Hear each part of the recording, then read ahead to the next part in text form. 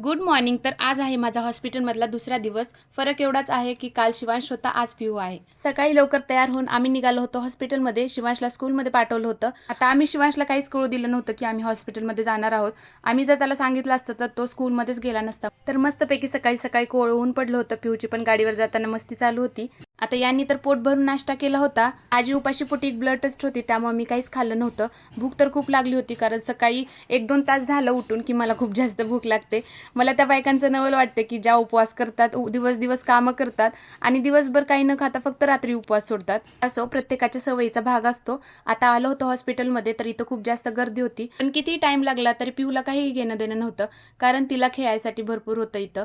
काल दादाची मज्जा होती, आज पिऊची आहे. पण जर दादाला समजलं की आम्ही बाहेर आलो होतो तर मग काहीच खरं नाही. पिहू तर फुल खुश होती, कारण तिला बाहेर यायला भेटलं होतं. जिथं जाईल तिथं आमच्या अंगातलं डान्सचं भूत काही जात नाही. कधी नंबर येतो म्हणून बाहेरच वाट बघत थांबलो होतो. नंबर आला की नंतर सॅम्पल दिलं. आता रिपोर्ट यायला 2 तास होते, त्यामुळे मग म्हटलं अगोदर नाश्ता करून येऊया.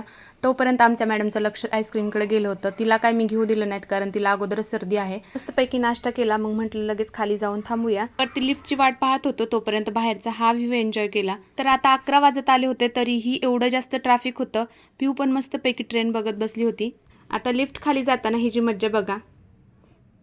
एवढी जास्त घाबरली होती. चला तर मग बाय बाय.